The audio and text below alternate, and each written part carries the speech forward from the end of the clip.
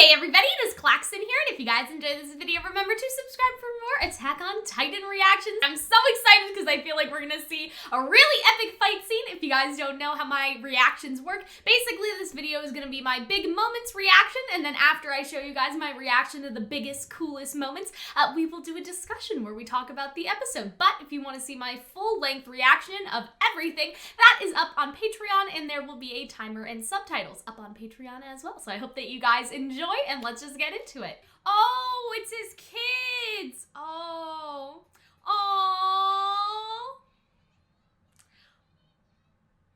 Oh, guys, no, I can't do this. They're gonna, show us, oh, no. They must know. The grandparents must know. Oh.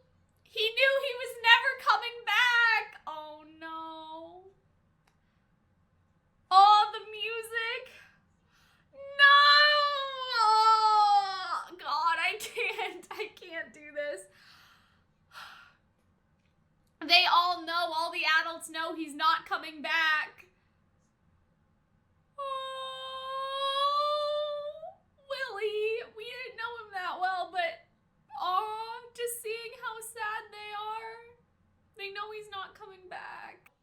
Oh no, oh no. Oh no. That's not good at all. Oh, but Eren looks so badass though. And the intro plays! But yeah, what about the Titan shifters? They didn't think that it would be a good idea to, make sure that they didn't go. Sophia, no! Is she dead? No! No, Sophia!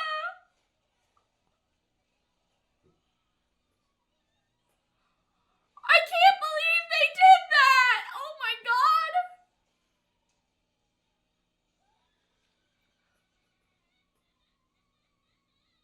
Oh, Gabby. What the hell is that? Oh my God, this drunk guy? Oh my God. Oh my God, people are dying everywhere. Oh no. Oh, see, she did tell them. Did she tell them? Was I right? Was I right last week when I told them that they needed help? Yeah, I knew it. Oh, she's so smart. That's what I said. Oh man, Galaxy Brain. That makes me so happy. That's what I said in the discussion last week. Okay. No. There's something.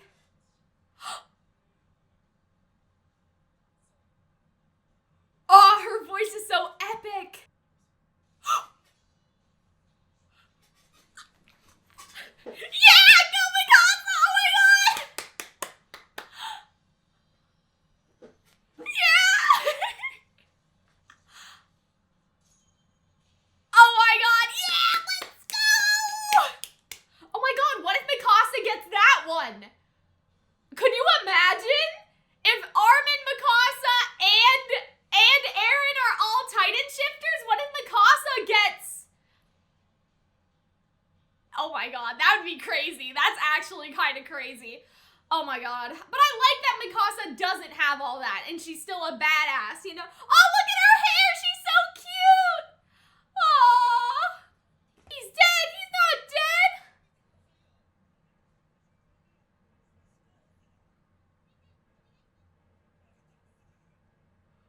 Oh, Udo, no! Is he really dead? I didn't think he was dead. I thought he was just traumatized.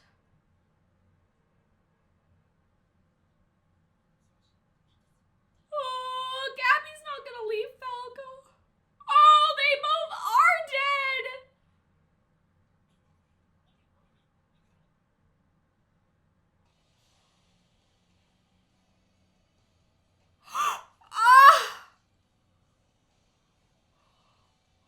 Oh, that's fucked up. That's so fucked up.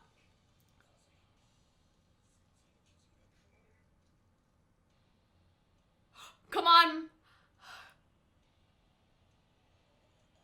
Oh no!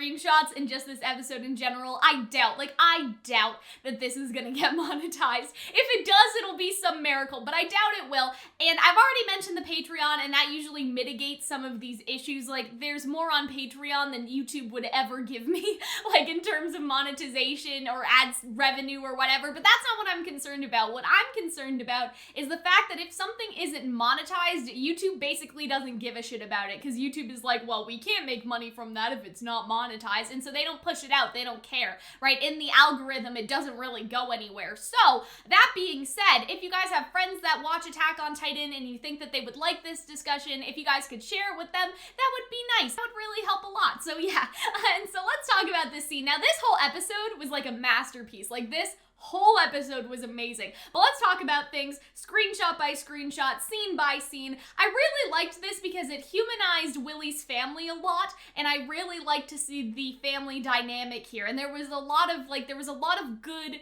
aspects to this scene. The kids are like, you know, like, let me come with you. Like, they're just so innocent. They don't know, really, because they're so young. They just think that he's going to work and he'll be back home. But you can see that the adults in this scene, they know. And I think that he knew, too, that he wasn't coming home, right? And so he said, I'm afraid not this time that the kids could come with, because obviously that would be super dangerous. But you see how the grandparents, or I guess Willie's parents in this situation, they know. Like, you can tell by the looks on their faces that they know that they're never gonna see their son again. I feel really bad for these kids, because I'm pretty sure that they're gonna lose, well, they lost at least one of their parents. It seems like they're also going to lose their mom as well. And I think that Attack on Titan has done a very, like, interesting job at how it conveys this endless cycle of kids losing their parents. Like, Eren lost his parents, and now Eren has become what he is today. And then you see Gabby in this episode see so much suffering, and what she'll become, we aren't really sure yet, but I'm sure that she will be sort of, I don't want to say the villain, but she will definitely take a dark road as well. And so I think that the show has done a very good job of showing this endless cycle of death, and how in this war and tragedy, it creates these hopeless situations, and these are how the kids turn out. And it's not really their fault, because they're a byproduct of the world that the adults were supposed to do a better job at protecting, maintaining, I guess. Like, the adults should have done a better job at maintaining the world and making sure that there was peace and not warring with each other, but instead the kids have to suffer for it. And I think that that was really interesting. And you just see her face like, yep, good luck with work. Like, I don't think that she suspects a single thing,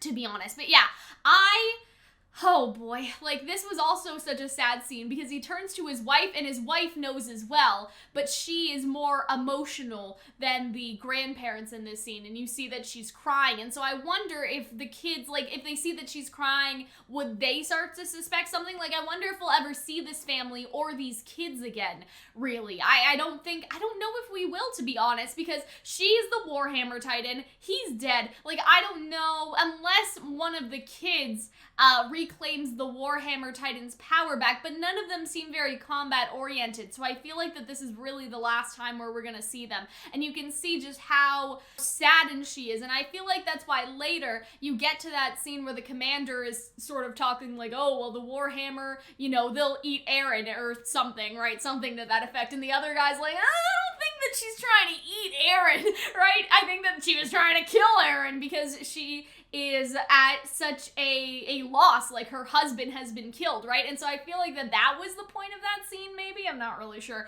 but that's what I was thinking. And then we get this scene of him leaving, and the scene in the carriage. And so here's, like, here's the frustrating thing about this, is that they knew about this the entire time, but they thought that the people that were there watching this speech were worth the sacrifice. What I can't figure out is why they would let the Titan shifters go over there, or the potential Titan shifters go over there, fully well knowing that they could have been killed, because we see what happens to Udo and Sophia, so I'm really surprised that they would let them go there with the knowledge. Now, what I'm wondering is that if the military knew, like, the military seems to have known, I wonder if that rat in the military, right, they talk about it in this scene, is somehow, like, connected to that lady that fucked off before everything got bad, right? Because we talked about this last week, but I was like, I wonder how that lady knew. If there are really leaks in the military, I wonder if somebody told her. But why her? Why her out of everyone else? That's what I can't figure out yet. And so that's the most frustrating part about all this, is that they knew that this was going to happen, but they let it because they thought that the casualties here were worth the price. And it's very frustrating. I think that's just the perfect way to explain it, is that it was just very frustrating. Let's sit them at the special seats on the edge, clump them together as much as possible. So that was the VIPs. So it's like he wanted the VIPs to die. And I think that why is because if those were like lords and ladies from their country, that would also spur those countries to take some sort of action, right? Like say, I don't know, like say you're England, right? And the lord or the lady of England like went to this thing, and then they get killed. Like, obviously there would be retaliation from that country. So I wonder if they wanted the VIPs to die on purpose, so the VIPs would sort of be martyrs for their country, and then those countries would be spurred into all fighting together for this one cause. That's what I'm thinking. Because he even says it right here. We've been building relations with the world's elite, improving the reputation of Eldians, and watching Paradise's island's movements. But we should have been watching our own backyard. So I guess that he wasn't prepared for this at first. Like, he didn't think that they would actually be coming here. Before we knew it, we had enemies crossing the sea and at our necks. And I thought that this was interesting because I wonder if this newspaper guy is just some random guy, or if he's the first guy that carried away the newspaper in the first episode, I think it was, or it's just another guy, but it's supposed to be that same feeling that there's people around and they're being sneaky, right? I wonder if that's supposed to be a very similar thing. So see, this is where they talk about the military rats, right? They say that it's the conspirators working with Paradise who I fear most. We still don't know who they are. Some in our own military. And so I had this theory, I had this galaxy brain theory about Zeke. Okay, and my whole theory is that Zeke turned in his parents on purpose so they would get sent to the wall so they could do the thing, and then Zeke is the one who's corresponding back and forth. And it doesn't make sense. It doesn't make sense when you consider like the Beast Titan's actions in some of the episodes, right? Like especially during season 3 and whatnot. It doesn't entirely make sense. However, I think it would make sense somehow. I'm not sure how yet, but I think that the show could pull it off. So I hope that they do something like that. I think that that would be really interesting. And if it was anyone, I feel like it would be Zeke. No one else strikes me as, I mean, nobody else that we know, I guess. Nobody else that we know in the cast right now out of the Titan Shifters strikes me as a traitor yet. Now, the Commander, I'm a little suspicious of him, to be honest. I sort of feel like that he could be the one doing it for some reason. But otherwise, I don't really know. So what I found really interesting about this scene is I feel like that Willie doesn't necessarily mean this. And what I mean by that is, he first says, we'll sacrifice incompetent officers. If the enemy's goal is to damage Marley's military, it'll work perfectly. But then the Commander is talking about other things, like civilians, right? And so I feel like that Willie is trying to convince him not to back out at this moment. So he's like, hey, you'll lose all the incompetent officers you don't like, and then you can rebuild the military. But that's not what the Commander is hooked on, right? I don't know if Willie actually believes this or not. I think it's more of a manipulation tactic to make sure the Commander continues with the plan, if that makes sense. Like, for example, but so many will die. And so then he says most of them are Eldians. I think that he may believe it a little bit, but I don't think that him believing it is the goal of saying it. I think the goal of saying it is that obviously this is a non-Eldian commander, this is a Marleyan commander, so he's trying to think, what can I say to him that will make him still be convinced in this plan? Oh, you'll lose the incompetent officers, but so many will die. Well, they're Eldians. You hate Eldians, don't you? But he doesn't realize, I think, that the commander feels a little bit more than that, because the commander just has his look on his face like, like he just has this expression afterwards, and then Willie puts his hair back like that. This is what he's concerned about. Don't change on me now. And so that's what he's saying, that he's afraid that he's gonna change, so he's grasping at everything, like what will keep convincing this man? You've sent countless Eldians marching into machine guns and landmines. Why does it matter whether they wear a uniform or not? And so first of all, I think that it does. Like, you know what you signed up for or were conscripted to do, because I think that it is conscription. But still, even if you were conscribed, you still know know what to expect when you go out there. These are like women and children and old people who, even if the soldiers didn't sign up for it either, the soldiers at least could mentally prepare and expect it. Whereas these are just like kids and you know, just people. Like, these are just people that don't expect anything that you're sacrificing when you know that there will be an attack tonight. And that's just very frustrating, right? And so I like this line though. See, he has that same look on his face after the first couple of things he says. This isn't war. We don't know the enemy, their goal, or how they'll attack. Plus, the venue will be packed with a huge crowd. I doubt I'll be able to protect you. And so he already knows that, right? Like, you'll die. And so I feel like that's maybe the commander being like, okay, what can I say to convince him? And so I think that the commander is saying, oh, well, maybe he'll back out last minute to save his own skin. So I feel like that is really a battle of manipulation here. I feel like the commander, again, he does really believe this, but I feel like he's saying it because he's thinking, okay, clearly Willie doesn't care about the military officers. He doesn't care about the VIPs. What does he care about? Does he care about himself? And the answer was no. And so they're both at an impasse because they're both trying to find out what could break the person, but both people are so committed to the resolve, or at least Willie is so committed that he will not break. And so the commander just ends up like siding with him at the end anyway. Unless I stand on the stage, the world will not take notice. The military, newspapers, and ambassadors won't gather in one place. Above all, the Eldians of the internment zone and I must be made tragic victims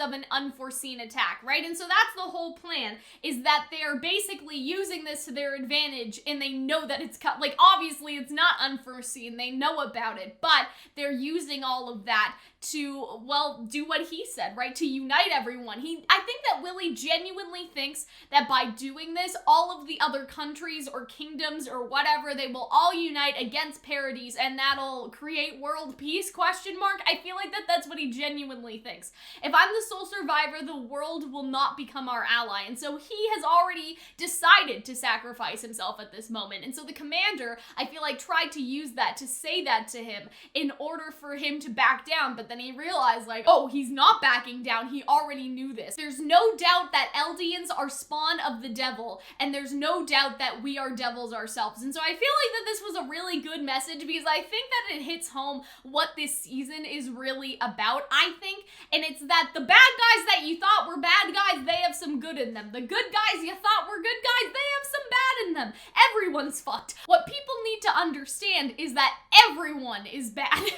Everyone is shit, is basically what I think that we're getting at. We have seen the inside of the walls and how the people there have suffered because of Marley, but now that we've gotten attached to the Marleyans, we're seeing their innocence suffer as well. And so I think that what this season is really hitting home is this cycle of endless suffering that is being caused, and that there is basically no way out of it until all the fighting truly stops. But I think that that's also naive to think that the fighting would just stop as well. And so it's a very tough situation for characters like Eren, and even like the commander, to be in at the moment, because they want to unite the world, but then to do that, they think that there needs to be casualties. And even Eren let innocent people die, but they're doing that in their pursuit of this, because they think that, I guess, once they defeat Marley, we're not really sure what Eren's plan is, but in my head, Eren's probably thinking once we defeat Marley, Paradise will be free. Like, we'll finally be free, and outside of the walls, and there won't be any more Titans. Like, his goal was to kill every Titan. There won't be any more Titans if we succeed in this. And so I think that Eren's goal really hits back to the goal that he has always had, to stop all of this. But then it just, I don't know, it just continues into this like cycle of endless violence, right? And so I think that that's what this season is really trying to hit home, is that the Marleyans are devils, but then you have Eren's group that are also, they're doing bad and unforgivable things as well. And so it's, you know, it's you, it's me, it's us, right? And then Willie got chomped, and the commander seems to have seen that, and this was just such a chilling, like, horrifying scene. Like, people are getting crushed and people are just paralyzed in fear. And Aaron just like looks at all of them and it's just crazy. Like, this shot is so good and it's so crazy. And then you see everyone just running. And so there was something that I thought was interesting about this scene is that all of these, like, I guess these were the incompetent officers that they were talking about that they were willing to sacrifice, but everyone's running. And this guy, he just sits there. Like, he's like, oh, there's no point.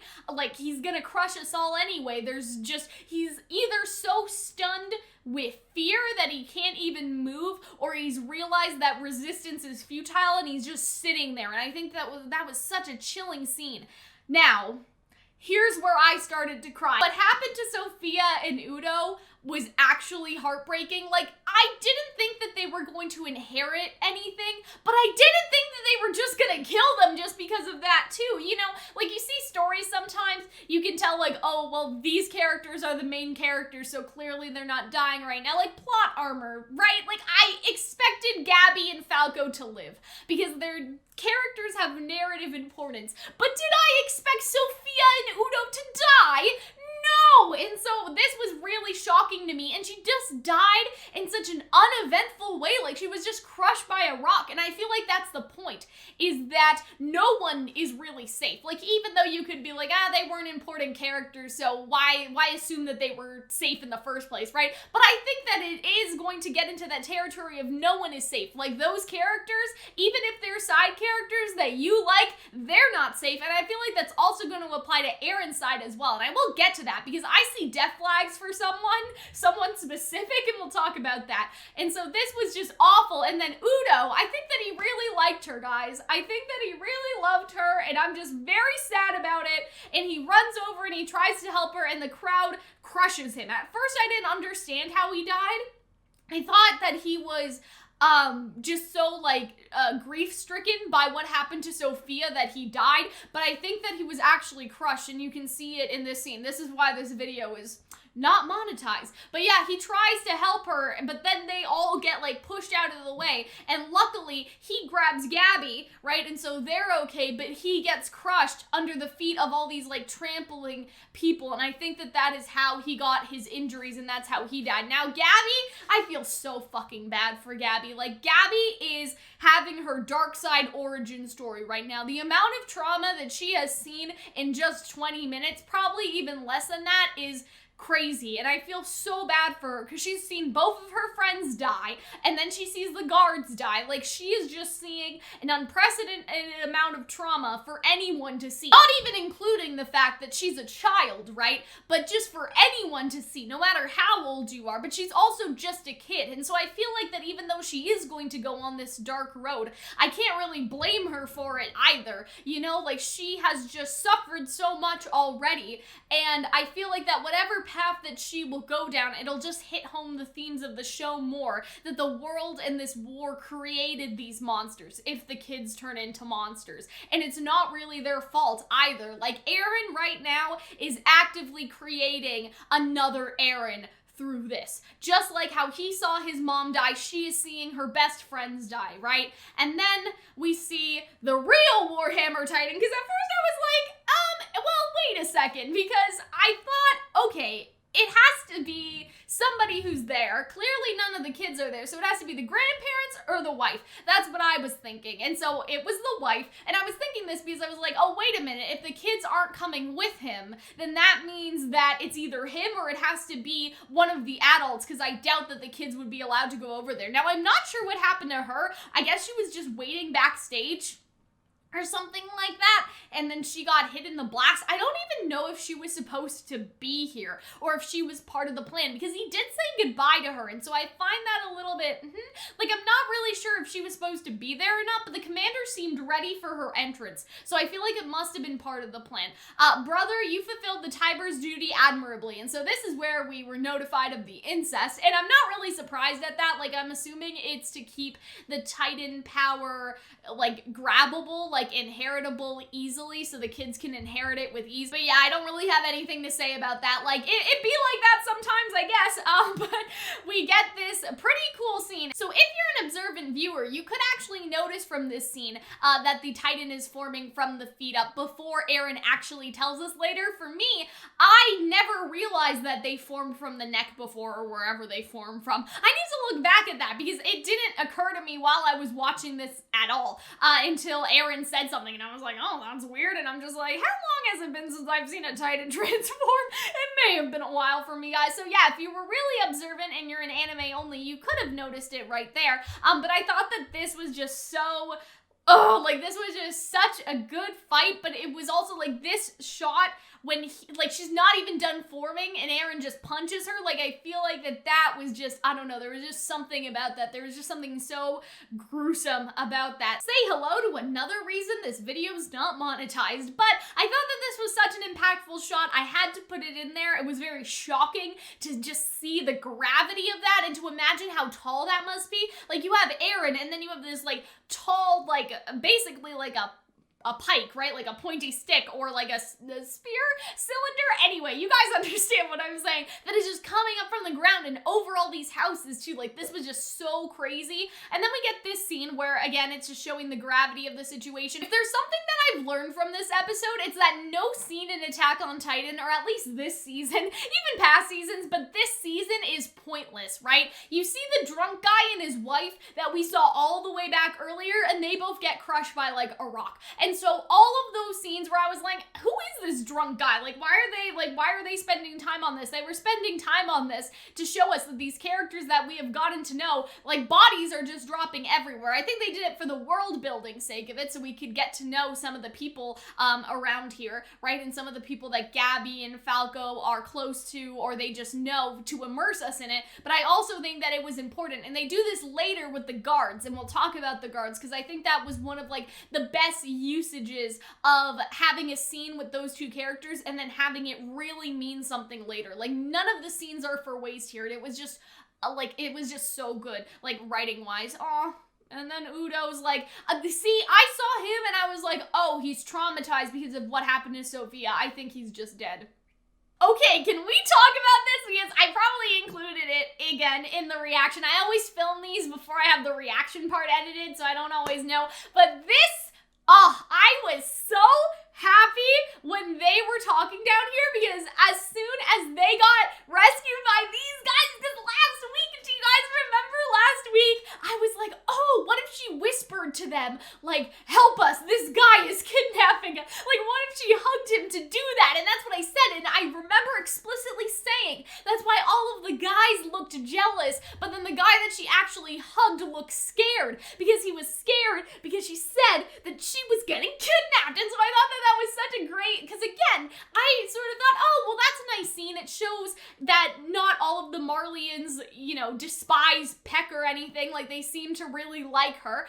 And I thought that that's what it was for. I thought it was to showcase that they're, even though they're Marleyans, they still seem to be fond of her, even in a friendship way, or even in a romantic way, judging by that scene. They still seem to like her. So I thought, oh, well, that's nice world building to see that there are so many Marleyans, because you even have the guards, and we'll talk about the guards. You even see the guards have that same attitude earlier. They just treat them as equals, as people. Whereas so many other characters don't do that with the Eldians, right? So I was like, oh, well, that's a nice scene, but I was just like, but wait, like, what if it's a secret code? And I liked that so much. I was so happy. I was like, I said that.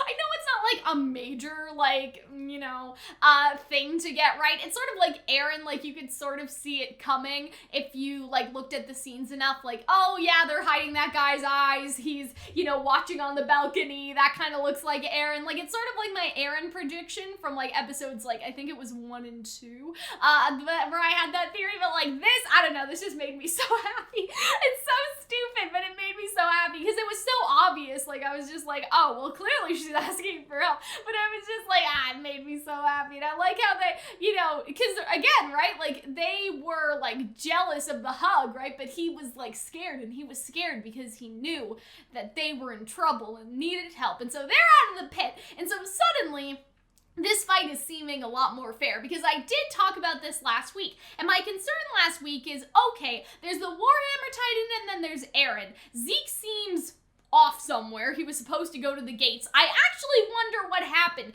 because why would they tell him to wait at the gates and then not do anything to him? Or did they try and it failed somehow? Or is my Zeke theory onto something? Because if Zeke was waiting at the gate, like, I thought, like, oh, okay, Zeke is gonna go to the gate and then, like, Levi or someone's gonna be there and kidnap him too. Like, if you're trying to get rid of all the Titan shifters, why not throw Zeke in the pit so he can't be a problem later? But we still don't know what happened to Zeke. And, okay, well, there is the preview for the next episode. Like, Zeke seems to be fighting, so I'm like, you guys didn't do a great job of disposing of him, so I'm even more suspicious, right?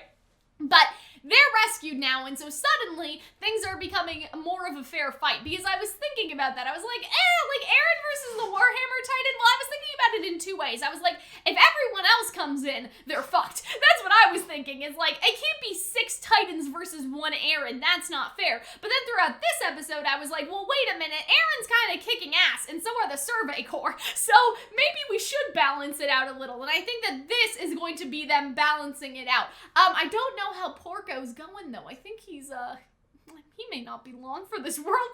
Wait, Porco, before you rush in. And then she, like, looks over and she sees, like, the flying soldiers. And so you remember how Falco was, like, flying soldiers when he was, like, knocked out or something? I feel like that should come back later, because I'm still very confused about that and why Falco saw or knew about that, even though he hasn't inherited any memories yet because he doesn't have any powers, right? So that's where I'm like, right? But yeah, she sees them and they know, right? Because they have the memories of the people who have been before them. I think that Porco especially, Porco's like an Archerman because he's seen it. You know, he's seen it all, right? And so, you're kidding, there's no way. And so, I never thought about this before, but, like, the Survey Corps, they're fucking jacked, man. Like, the swords, and I think they have guns now, like, they are in such a better position than Marley's military. We'll talk about this later, but what I thought was really interesting was Porco has this great scene at the end where he's basically saying, like, you're just a bunch of humans and you're gonna kill me.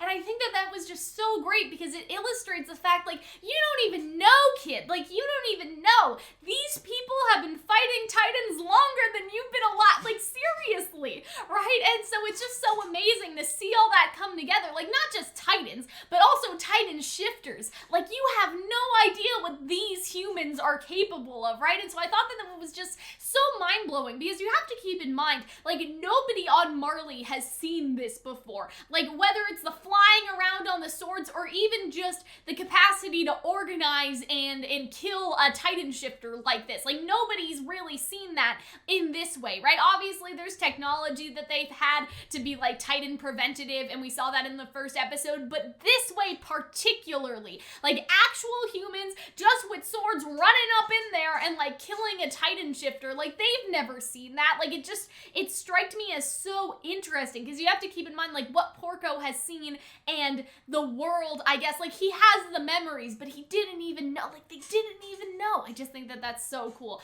Yeah, so we get back over here to Eren fighting with this thing in him, and I thought that that was just, this was just such a great fight. We need to have the Warhammer eat it. We're here to ensure that happens. I don't think the Warhammer is trying to eat it, right? So I thought that that was very interesting, right?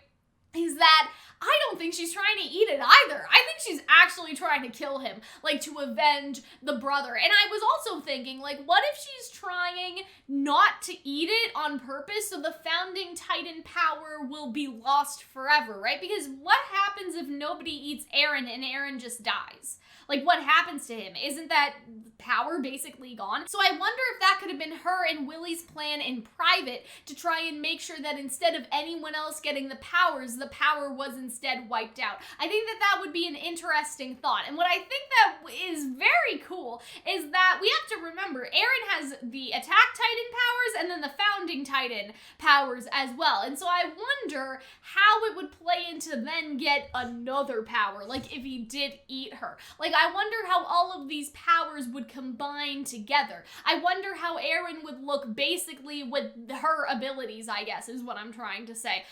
The Warhammer, wins, and I'm just like, like that's probably not. But this was amazing, right? Like they could see him, and then she was like, any last words, and it was great. See, it's really gonna finish him off. So it had no interest in eating him. It seemed like it was just gonna smack him, right? What I really love about this part is that I love her tone, like just, I don't know, like the voice acting of her was so good, and I just like the tone of her voice. I just love this, like it's now or never, Mikasa, and like I know that that's like such a cliche sort of thing, but I love it. Like I still love it anyway. I still think that it was really well done, because I just love this scene so much. And I love Mikasa's hair. It reminds me of Xion from Kingdom Hearts. It's just, I love the cut. I think that she looks so great. And I just think that they all look so grown up. And we'll talk about that when we get to characters like Sasha, who, we'll talk about it. I see big death flags for Sasha, and let me explain why. But I really loved this scene of Mikasa sort of swooping in, and then you see all, like, look at them, they're all jumping up and behind these two, like, unexpecting fucks, and I just, like, unsuspecting, either way, I really love that. So I wonder if this means that Mikasa and everyone else has been at home the whole time. Like, did they just get off the boat and they were just like, yeah, well, Eren told us that this is the plan, so we better head over. Like, I wonder what they've been doing this whole time, because she says, Eren, please come home. And so I'm assuming that means back to the island, and they've been there the entire time. So I wonder, like, how this all worked. Obviously, letters were involved, but how did you get the letters over to Paradise? How did they know? Like, how did they know? I don't know, right? How long have they been here? Did they know the full extent of Eren's plan? Because they seem pretty organized. Like, they must have known at least enough details to organize like they have been, I guess. But Eren must have expected Mikasa to come, or else he would have been fucked. Like, was he just gonna accept being fucked like that? Like, I don't think so, right? And so I feel like that he must have known. But I found this line very interesting, even if it's just for the emotions behind it. Even though, like, logically, I guess, I'm thinking of, like, well, wait a second, like, where have they been this whole time? Like, is that literal? I think there's more of the emotion behind it, that she wants Eren to, like, stop all this and come back home, in a sense. Right? I wonder if this is the first time they've seen each other since they started this whole plan. Maybe that's it as well. So let's talk about, also, Armin was not in this entire episode. Just wanted to point that out, is that we got so many, like, cool character appearances, but I'm like, hey, TikTok, Armin. Like, the only thing that's stopping the Beast Titan, oh god, what do you call it? The Cart Titan, and possibly also Reiner from just, like, destroying Eren, maybe you, right? Because when we think about it, it's, again, probably going to be at least 2 against 1, judging by next episode. Possibly 3 against 1, we don't really know. Like, that's probably not great. And so I have this theory, okay, guys? I have this other theory. Wouldn't it be interesting? Like, Eren seems to want to eat the Warhammer Titan, judging by this episode, but what if Mikasa got it? Like, actually, like, what I like about Mikasa is that she's just normal. Like, she just has her own skill and her own, like, zipping around and her own sword. Like, she just has that, and that's what she has, and I like that about her. However, I think it's very interesting, like, as a parallel, like, that was this, like, woman who, like, dearly loved her husband, and her husband, like, sacrificed himself. Like, I feel like that you could draw a parallel to the wife of Willie to Mikasa in some way, and so for her to get the power, I feel like that would be kind of interesting. But here's my question, right? Like, can the Warhammer Titan go to other people, or would Eren just eat it so nobody else could? You guys understand what I mean by that? Because I know that at least the Founding Titan has a blood gate, I guess, right? You need to have certain blood to get the powers to full capacity. We know that already. But does that apply to the Warhammer Titan, or was it just kept in the family so they could keep their social status? Was it more like that? That it's not necessarily the Tybur blood per se, but it's more so that they just did that themselves. Like, they just did that because they didn't want an outsider to get the powers and for them to lose their special place and their high place in society. And so they just kept passing it down. But could it go to somebody else? Like, is nothing stopping it from going to another, like, completely non-Tybur bloodline character, is my question. Because I don't remember if that was made clear. Maybe it wasn't. I just forgot. It happens. I'm a human being. Anyway. In Information.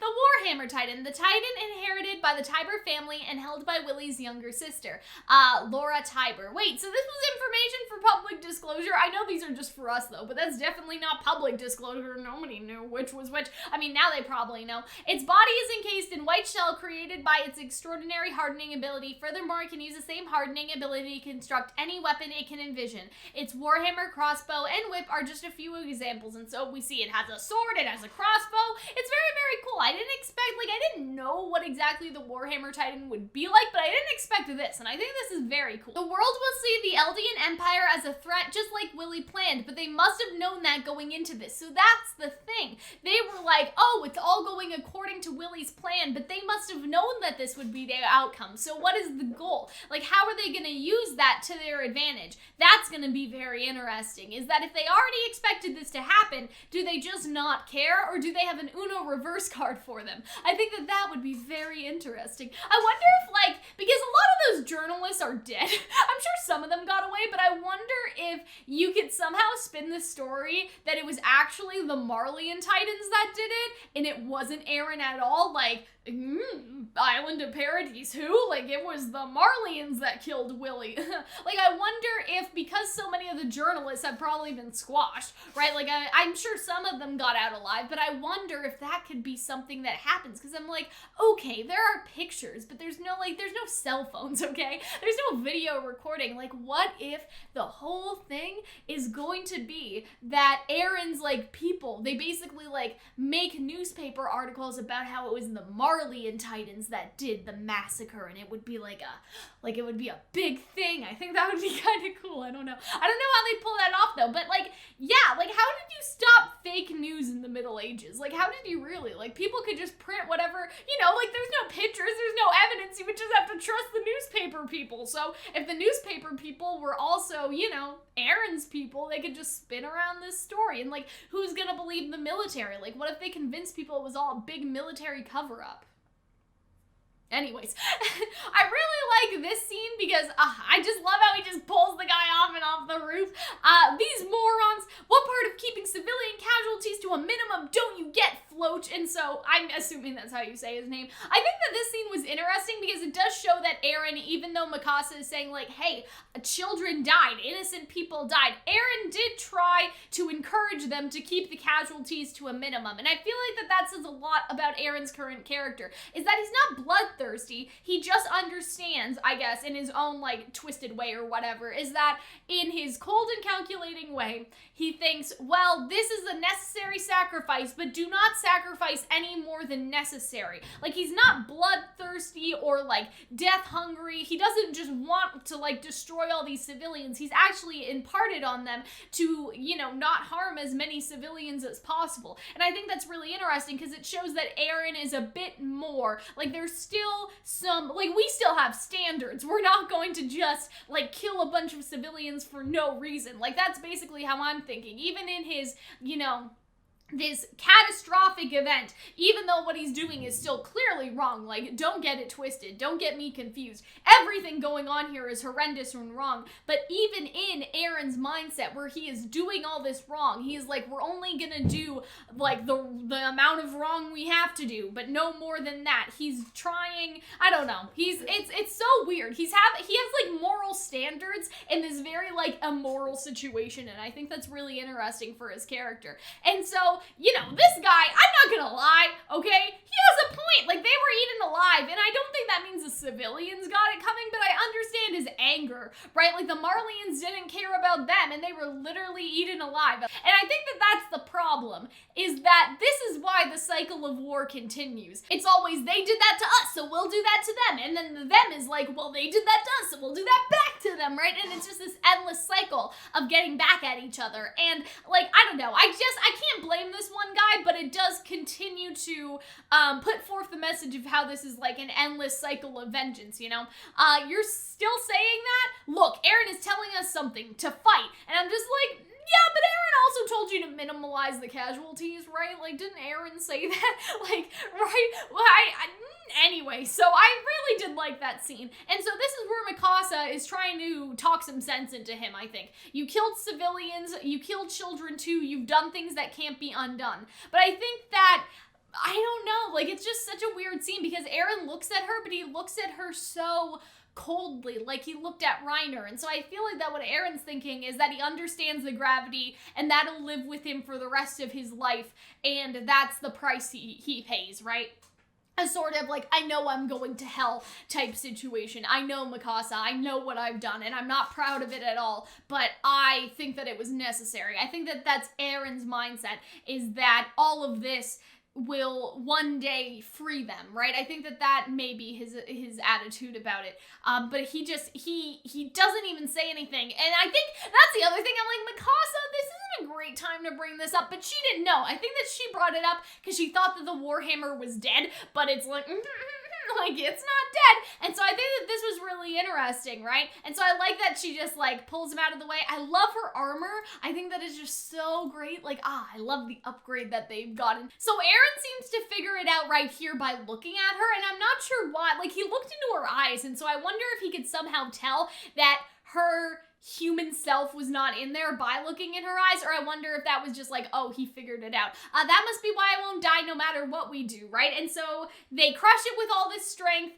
They got the nape of the neck, but it still didn't die. So I feel like what Eren is saying is that he's saying that in response to what they just said. If we crushed it with all its strength and we got the nape, the logical conclusion is that it's neither of those things, and so we must look somewhere else. And so I think that that was very, very smart. I liked that very much. And then we have this.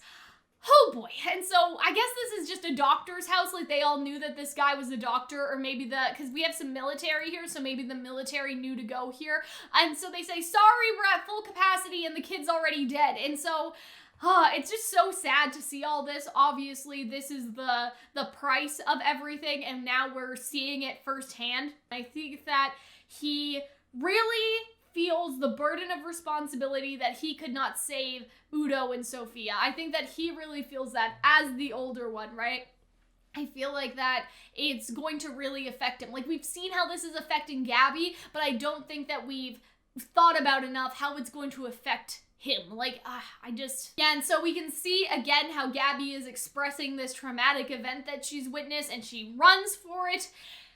And so just to see also, like, Gabby and him are having this talk, and then you see, like, other people that are mourning their loved ones. It's just such a, it's just such a hard-hitting scene, you know? And then we have this scene with the guards, and so I'm pretty sure that these were the same guards a couple episodes ago that were, like, talking with them and teasing them about, like, oh, like, isn't it so obvious, like, Falco has a crush on Gabby? Like, it was that scene. And I thought that, oh, like, that scene's interesting because it shows how these Marleyan soldiers, like, they don't, like, they're not, like, hate all Eldians. Like, they clearly, you know, they chit-chat with them and everything. Like, it was a very nice scene for that world building. Again, that world building of, hey, not everyone in Marley thinks this way about the Eldians. They're actually pretty cool with the kids, right? They just see them as children. But see, that's what I'm saying. Like, that scene was not just a throwaway. Like, that scene has so much gravity here because we saw how they interacted with the kids. And I think that there's something so, like, there's just so much weight to this scene when you see, like, they recognize Gabby and, you know, all fights, let me through, don't be an idiot, right? Like, you head back home, and then the gunpowder starts going off,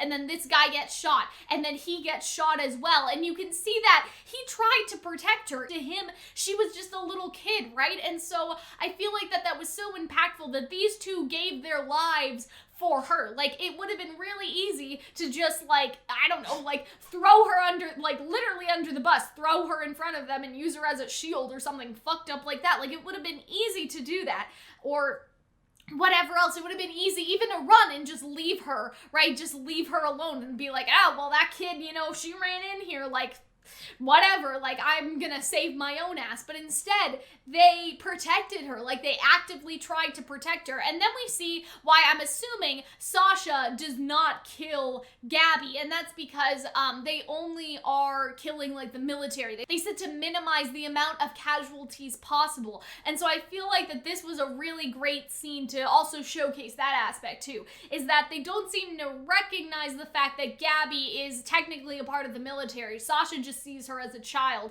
right? But I feel like this is why I'm getting death flags for Sasha. We're finally talking about it. This is why we're getting death flags for Sasha, and it's that her and Gabby make eye contact, right? Like, she can see Sasha's face in her eyes, and I feel like that's a big death flag for Sasha. I feel like that when Gabby grows up and gets some big bad Titan powers and is on her dark road to revenge, she's gonna remember the face of the lady that shot her 2 guard friends, and I feel like that it's gonna be really sad, but ripperoonie to Sasha. I'm just like, she may not even die. I'm just planning her funeral already, right? I know that sounds so bad, but like, if Gabby is going to be the villain that I imagine she is, and I don't want to say villain because I hate saying that. I hate that people are like, oh, Aaron's the villain, Gabby's the villain, ha ha ha. Like, I feel like that's just so silly, right? But if Gabby is going to go down a dark path, let's just put it that way, if Gabby's going down a dark road, I think that it started right here. Like, she is I'm gonna get revenge on every last Titan, like Eren, except it's gonna be everybody that I saw that night, every last Paradise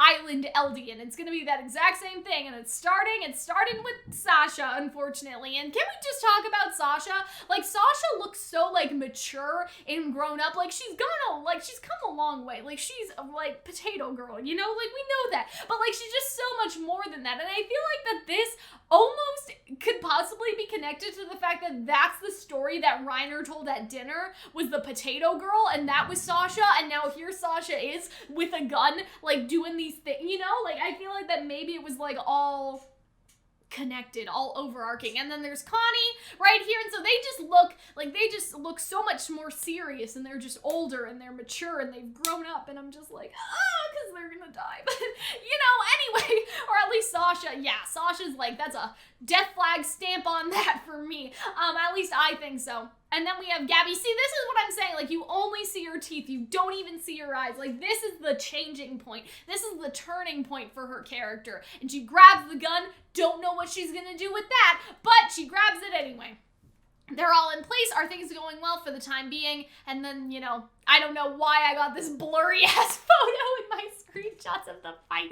Anyway, what's to come when this battle is over? For us to know, we have to survive. So that's what I'm saying. I'm like, when this is over and the 3,000 troops come to you guys, like, what is the plan? Like, what are y'all doing? Are y'all just gonna go home? Like, I'm a little like, I don't know what's happening there, but yeah. And so we get these really cool shots. Again, my screenshotting skills were not the best, apparently. I didn't think that they came out like this, but we do get to see that Mikasa got one in the eye. I really liked this, and so we see where the cord is going underneath the stage, and so I guess that is where she either hit herself, I guess, or she was hiding the entire time. We're not really sure. But yeah, so Aaron's just like, all right, let's go get her. So he transforms, picks her up, and I thought that this was a really cool scene because you just see, like, she's in such a, like, a stasis. And obviously she's in a stasis, right? But she's just so, like, I don't know, she's stiff. She doesn't even look alive in there. And I thought that was a really cool scene. And you just see, like, the Warhammer Titan, like, crumble right now because it wasn't even,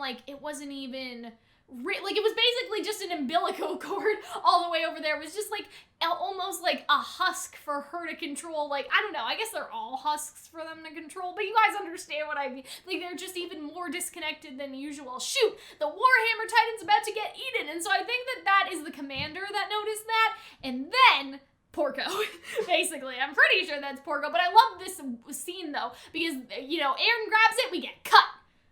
Everyone's just, like, on the edge of their seat. They're all waiting for it to happen. And then Aaron, like, you see him turn around. And so he senses something before it even comes, I think, anyway. And then that's Porco. And Porco tries to chomp, but then he does not chomp. And why? Because of Levi. And this was so cool, right?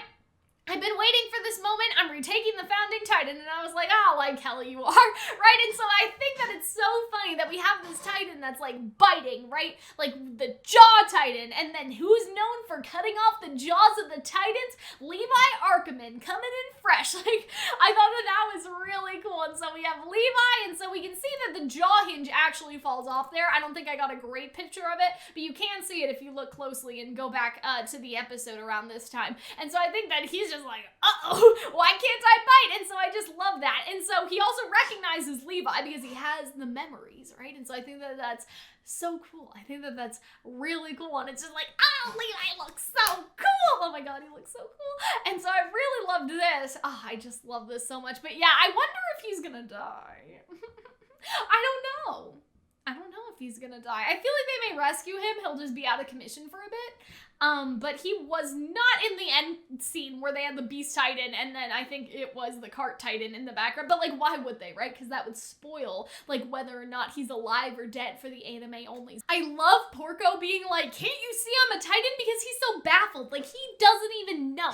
He may have some memories, but he doesn't even know that these humans have been eating Titans for breakfast. I know that I said it earlier, but like these people were trained to kill Titans, not just Titans, but also Titan shifters. These guys are just humans, yet they're coming to kill me. Like, you'd be surprised, buddy. Like, they've been preparing for this moment for the past, like, 4 years, right? And so I think that it's just crazy. Like, I think that this scene was so meaningful because you have to remember, again, and put yourself in Porco's shoes. Like, he can't even comprehend. You see the dinky humans that are running around in the wars. Like, yes, they have certain technology that goes against Titans. Like, we've seen that again in episode 1, the technology that the other country had against the Titans, like, as Titan prevention measures. But, like, they didn't have like this, right? Like, he can't even comprehend this, that there are humans that are, like, even though technology has developed, that the technology can be stronger against the Titans, it hasn't been, like, human soldiers, right? And so I feel like that this is so impactful to see that these humans are not like those other humans that you've been fighting, okay? These are hardcore, prep to kill Titans humans. I thought this was just a great scene to see them everywhere, and he's, like, surrounded, and I'm just like, oh, and then it zooms in on Levi, and I'm just like, oh, this was such a good episode, I'm gonna cry. And so yeah, that's basically it from me, guys, except we will look at the after credits. This looks like Falco, and this also looks like, I don't know what that is actually. That looks like it could be a little clump of like Reiner or something. So I'm a little concerned about that because it just looks like fingernails, right? And so I wonder if like Reiner transformed to protect Falco and like that was what Falco was inside. Because I think that's Falco. It kind of looks like Falco. And then you see there's the Beast Titan, there's the Cart Titan, right? And so I'm very interested in whether or not Porco is in any position to continue after this, or if he actually does die. I feel like he won't die, but I feel like he will be out of commission, like I already said.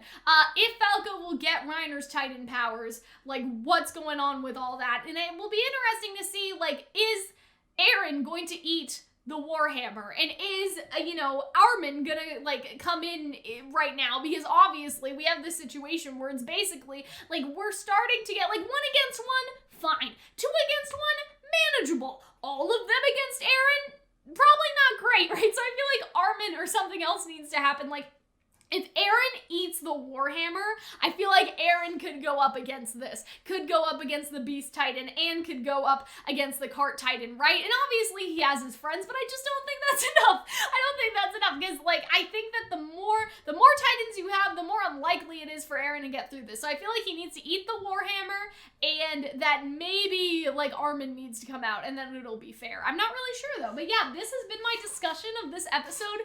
What a good episode, man. I hope that you guys enjoyed my talk, and I will see you guys in the next one. Bye!